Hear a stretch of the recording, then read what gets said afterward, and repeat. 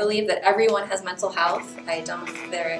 Some people have mental health diagnoses that really may take some extra care and might take some extra therapeutic intervention.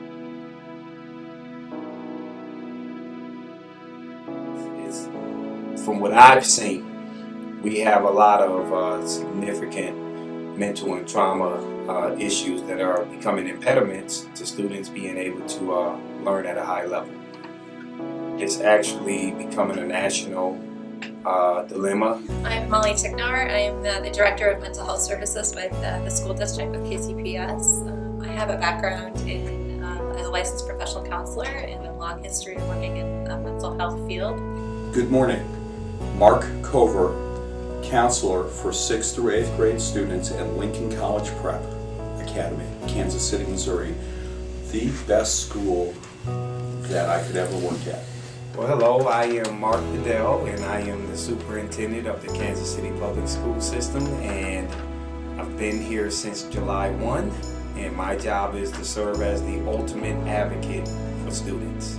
Well, my name is Edward Scott, and I am a social worker here for the Kansas City, Missouri Public School District.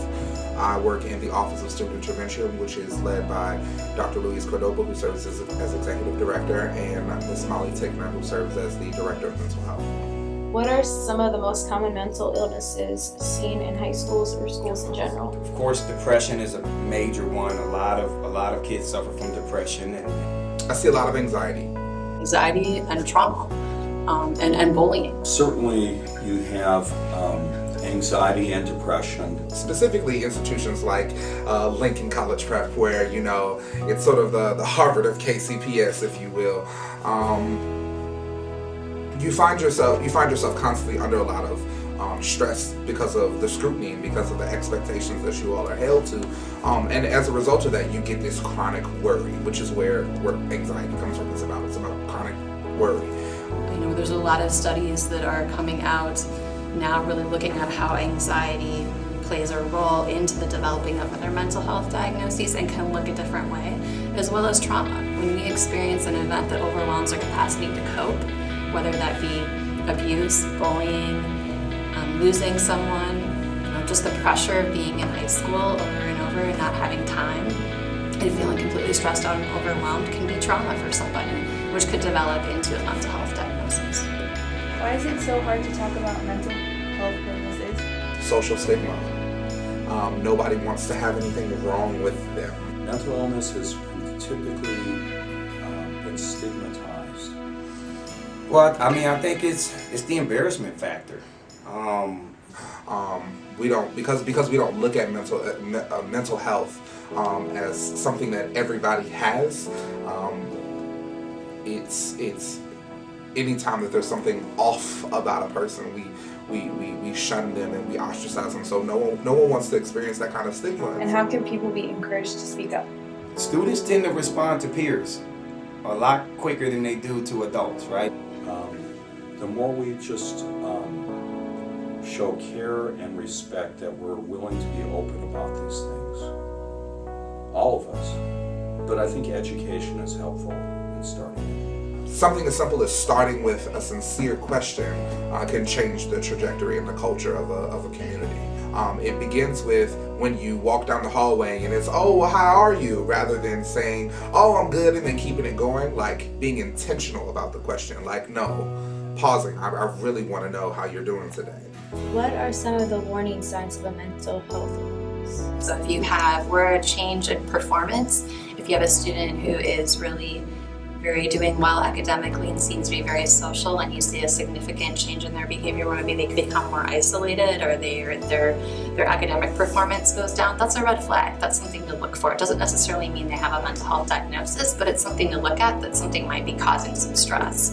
I also think that when they're not eating or not sleeping, oftentimes, especially adolescents, will write or journal things, or use like their art or use creative ways to voice what's happening with them emotionally that they can't handle. So looking out for some of those things. It's frequently mentioned that if you see sudden changes in behavior, where the person has typically been active and then they're not active, or they're not eating, but a lot of times we don't see, here in a school, we don't see, at least the adults, I mean, I think you as students often are the front line of noticing when your friends or other people are withdrawing, or they're acting really, really different, and in a way that, is unsettling to you. Sometimes body language. If somebody's just constantly sad, somebody's constantly depressed, or disconnected, why is that? Why aren't you involved and out here interacting with different people? What is it that you're going through that's causing you to almost, in essence, ostracize yourself? If you look at student performance and student work, right? I mean, if mental health, there's a lot of things that can contribute to that. And if students aren't performing and doing well in school, what's contributing to that? What's happening outside of the schoolhouse that's causing this level of disconnection? Who is the most susceptible to a mental illness? Oh, anyone. Anyone placed under the right conditions any person placed under the right conditions can be susceptible to incurring some sort of mental health challenge. You can have somebody whose biological family does have genetic propensities, genetic traits that seem to stand out, and yet they do well in life because the environment they grow up in seems to channel good, healthy behaviors. But also, I do believe that our schools can oftentimes traumatize kids, and can often, if you have someone struggling a little bit with a mental health issue, can make it worse. I don't think they create the mental health illness, but I think sometimes because of the systems that we put in place and the pressures that we put on, especially with high school students, and their exposure to bullying and their exposure to the media that's overwhelming and oftentimes stressful. I just think it really depends on your scenario, your situation, what you're going through.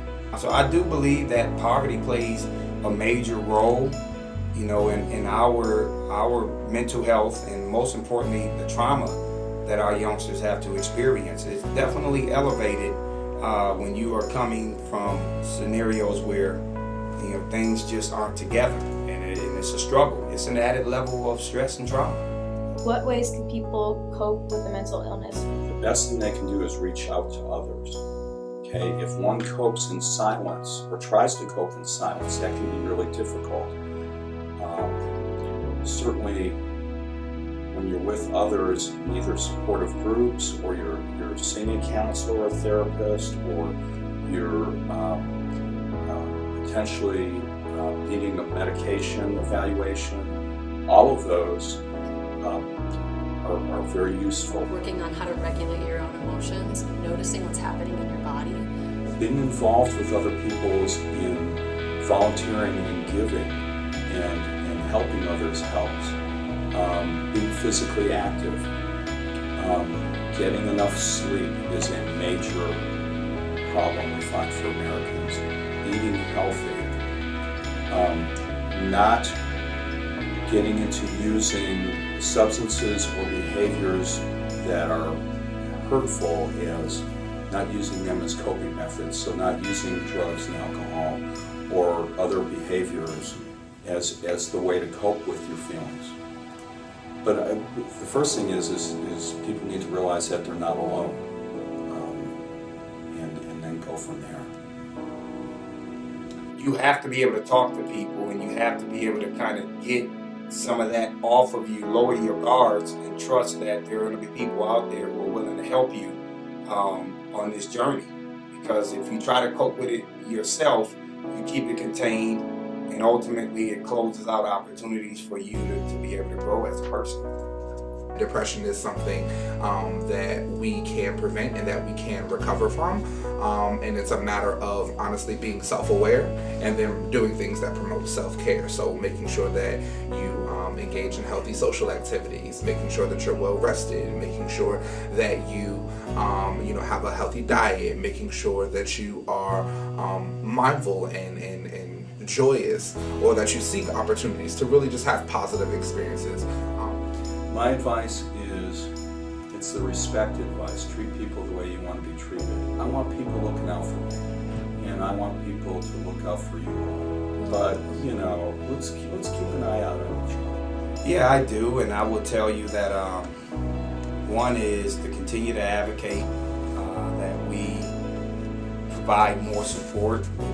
We have to take care of ourselves and one another, and we have to recognize that it's the strengths that each and every one of us has that's going to keep us healthy and keep us in the right state of mind. And if we find ourselves tripping or stumbling or not being okay, it's okay to not be okay.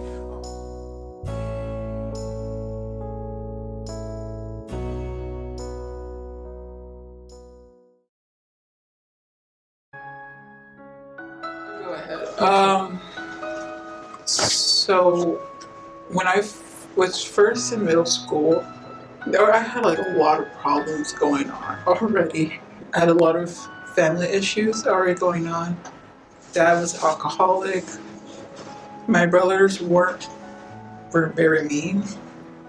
So first year I came to Lincoln, it was really different. Like I was so used to giving like easy work and like work ASAP, but then at Lincoln for some reason I was just like struggling a lot. And so yeah, I was having family issues. I was having a lot of self-esteem issues because, you know, I guess I just realized I didn't look like the other girls. I didn't look like them. Instantly my self-esteem just like dropped. And it didn't help that I was like really, really shy. I noticed boys for the first time, and I liked this one guy. And long story short, he pretty much like rejected me. I think from that was sort of like the tipping point. And after that, I didn't realize I had depression. I didn't want to go to school. I didn't want to do anything. I felt horrible. It was just, it wasn't like just sadness. It was anxiety. It was just feeling nothing. I stopped doing most of my homework because I couldn't find the motivation to do it. When I became suicidal, yeah, so I wanted to do it painlessly. I guess I just wanted to be over. Looking back at it, I think there was always a part of me that wanted to live. And I think that's what stops me. I didn't tell my parents or my family. I knew that what they would say. I thought they would say, like, you're just being a crybaby, you just want attention, you're fine, you're alive, you should be happy to be alive. And I don't think I even told any of my friends. There was this one girl, and I told her about all of this. And the reason why I told her about this was because she understood how I was feeling. When I wrote everything down on this notebook, kind of like saying who I was and everything I've been feeling. And I guess I brought that notebook with me so I could continue writing everything down at school. And I guess I left that notebook in one of my classes. And I guess when whoever found it read it, after that they just made comments about like telling me where I can go for help. I didn't know what to do. My parents finally found out, and my family, my brothers, my mom and dad, I remember them asking me why I didn't say anything.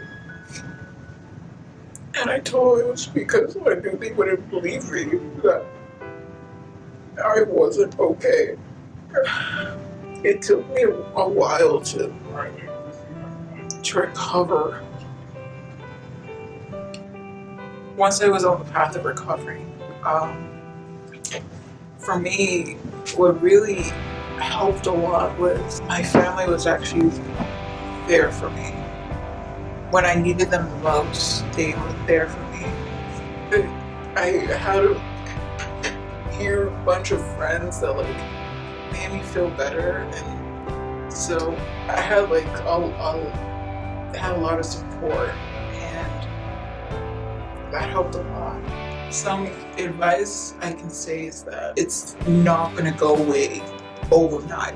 Once you reach out and you reach out for help, there will be people there who will help you out. You can't go through this alone. You have to get help. Someone will be there, but what you have to remember is that it's not always going to be like that forever. You're not always going to be sad forever. You have to be sad so you'll appreciate the moments you are happy and you are enjoying life. The best way for people to realize they're not alone with mental illness is that you also have to bring people who who don't go through that. And you have to get them to understand that this is normal and that people can feel safe coming out and saying they have this mental illness and not feeling like they're going to be judged for it. And I endured depression